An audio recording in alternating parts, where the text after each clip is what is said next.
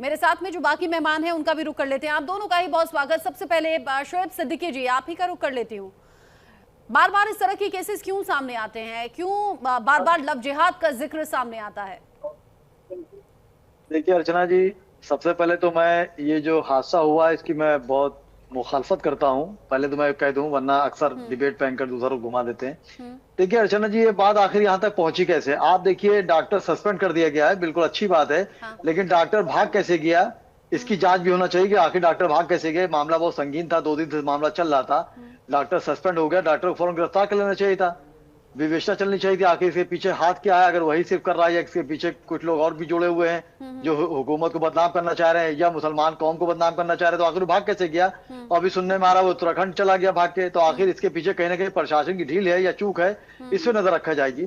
अच्छा जी, मैं एक बात जरूर बताना चलूंगा। अभी कुछ महीनों या साल भर पुरानी बात है, कोई हाई कोर्ट के जज थे, उन्होंने एक आदमी को जो है उन्होंने बाइज्जत बरी कर दिया था। वो कहते हुए, जबकि वहां प्याजल डाली गई थी, एक लड़की ने डाला था, उसने कहा था मुझे 10 साल तक ये लड़का हैरेसमेंट करता रहा। हाँ। बाद में तो शादी का मैंने दबाव बनाया तो उसने नहीं किया। तो हाईकोर्ट ने, जज ने ये बात कही थी, बहुत चर्चित मामला था, आपके यहाँ भी डिबेट रही होगी। तो हाईकोर्ट जज ने उसको इस बेस पे बेल दे दी और बाइज्जत बरी कर दिया लड़के को। लड़की से सवाल किया उन्होंने कि बेटा ये बताओ, 10 साल तक तुम शिकायत क्यों नहीं करनी आई, आखिर 10 साल तक तुम उसके साथ रही कैसे? तो इस तरह के सवाल में समझता है सवाल निशान लग सकता है। हाँ। अब आप देखिए, जैसे हमारे वहाँ प्रधानमंत्री जी हैं, 25 तारीख को लखनऊ आ रहे हैं। अगर उनकी सिक्योरिटी में कहीं ना कहीं कोई कमी रह जाती है, उसके जिम्मेदार प्रधानमंत्री नहीं होंगे बल्कि हम आप होंगे। हाँ। एक बार सुन लिए, हम आप होंगे।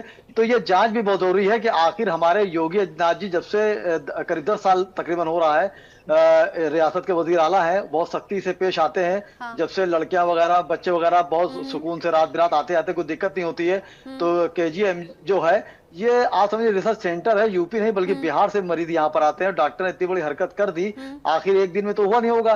तो इसकी भी जांच होनी चाहिए कि आखिर इसके पीछे प्रशासन की ढील कहाँ कैसे रही। सुनिए ना, और वहाँ के निदेशक जो, ये जो पीड़िता है, इसने डॉक्टर से प्यार किया, रमीज उसका नाम है, ये जानते हुए कि वो मुसलमान है प्यार किया, लेकिन रमीज ने छिपाया कि वो पहले भी शादी कर चुका है। मसला ये है, मसला दूसरे धर्म में प्यार मोहब्बत करने को लेकर नहीं है। मसला ये है कि उसने अपनी पहली शादी को छिपाया। जब लड़की ने शादी करने के लिए कहा तो उसने कहा धर्म परिवर्तित करो। फिर पता लगा कि उसकी पहले से शादी, और पहली जो शादी है वो भी हिंदू लड़की से है। जी जी, वही मैं, आप बिल्कुल सही कह रही हैं कि आखिर ये जो इतना बड़ा मामला चलता चला गया, वो जो पकड़ में जब बात आई तो सब पता चला कि पहले वो शादीशुदा था।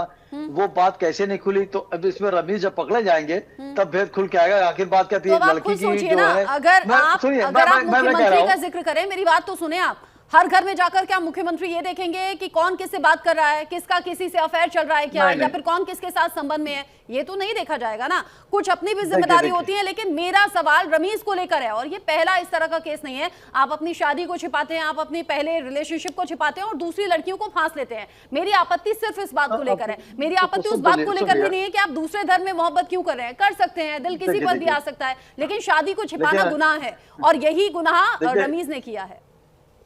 देखिए, आप बिल्कुल सही कह रहे हैं, मैं आपकी बात मान रहा हूँ, लेकिन मैं मुझे बोलने का, अपनी बात कहने की तो आप मौका दीजिए। देखिए, आप बिल्कुल सही कह रही है, उसने जो शादी छुपाई ये गलत किया। जाहिर सी बात, मुस्लिम वाले मामले में है, मुस्लिम टारगेट पे उसको छुपाया, जाहिर सी वो पकड़ा जाएगा, उसको सजा होनी चाहिए। बिल्कुल मैं आपसे कह रहा हूँ, लीगल कार्रवाई होनी चाहिए। लेकिन लड़की की जो माँ ने जो बात बताई, इस तरह की जो मामले चल रहे हैं, जाहिर सी बात है वहां पे कई लोग नेता जा चुके हैं, मुख्यमंत्री उनसे फोन में बात कर चुके हैं। मेरा सिर्फ यहाँ पे इतना कहना है कि ये मामला जो है एक दिन में तो नहीं हो गया होगा। आप ये कह रहे हैं कि वो भाग कैसे गया है ना? मैं पूछ लेती हूँ, साहबुद्दीन से पूछ लेती हूँ। साहबुद्दीन, अगर रमीज को लेकर ये बात सामने आ गई कि रमीज ने गुनाह किया है, पीड़िता अपनी शिकायत लेकर पहुंच गई, यहाँ तक कि उसने सुसाइड तक करने की कोशिश की, वो भाग कैसे गया? गलती किसकी है? लूप